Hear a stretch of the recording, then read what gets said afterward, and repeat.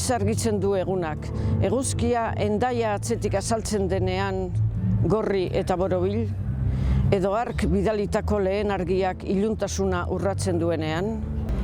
Bidean ikasia da 3 hildo ditun liburu bat, eta bertan bai fikzioaren bidez, bai kronikaren bidez, eta bai hausnarketaren bidez, kontatzen da zer ikasi dudanik 29 urtetan Hondarribiko alarde parekidearen inguruko gatazkan.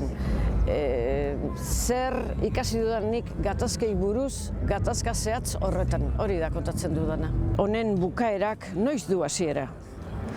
Iraingile nagusia zure ondotik pasa eta iraintzen ez zaituenean, urtetan agurra ukatu dizunak burdindegiaren sarreran, zuri eta ez beste inori egunon esaten dizunean.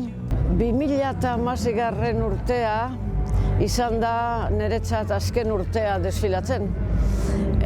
Hurrengo urtetan ez dut desfilatuko, orain arte danborra jo dut.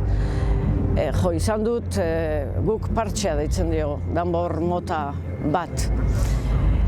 Pentsatzen dut, alarde parekidea etorriko dela. Agian ez dudala nik ezautuko, ze urtetan aurrera noa ere bai. Baina etorriko dela eta badaukagula zer irakatzi gatazkei buruz, ze gertatu zaigun guri hainbeste urteren buruan, badagola zer ikasia hortatik. Irainak kaletik eta ikastetxetik desagertu eta soilik sare sozialetan botatzen direnean, gurekin atera ezin baina alardean desfilatu nahi luketen neskek gurasoei, anaiei edo kuadrilakoei beraiek ere desfilatu nahi luketela aitortzen dietenean, lekukotasun bat besterik ez den liburu hau plazaratzera ausartzen zarenean, hasia ote da bukaera. Orain dela 20 urte, 2016aren udazkenerako, banekien, hau gertatutako ura kontatuko nuela. Hasieran neukan buruan antzerki obra bat. Antzerki obra horrek kontatzen zuen lehenengo aldiz alardera atera ginean, etxe batean gordea geunden eta handik atera ginen.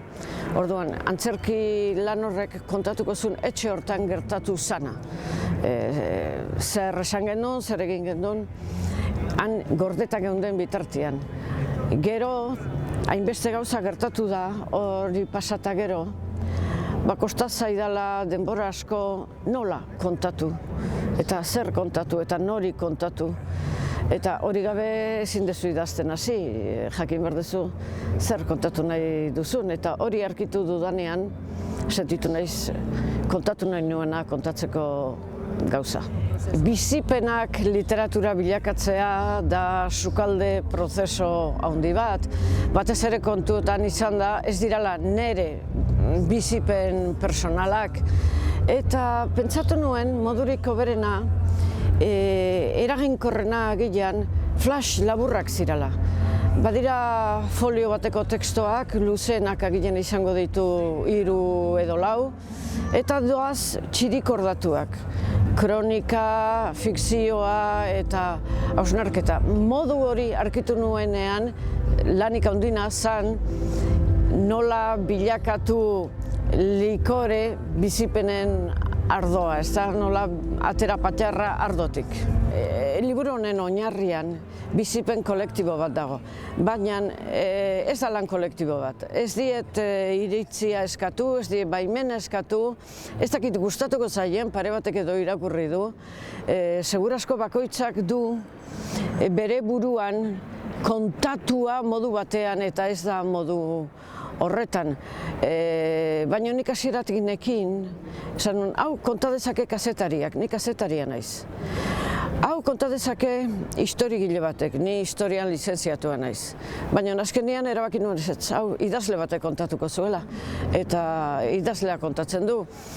Irainak jasotzeko prest atera behar duzu etxetik, aurpegian inolako aleitasunik gabe eraikitako irribarrea, burua eta bizkarra tente.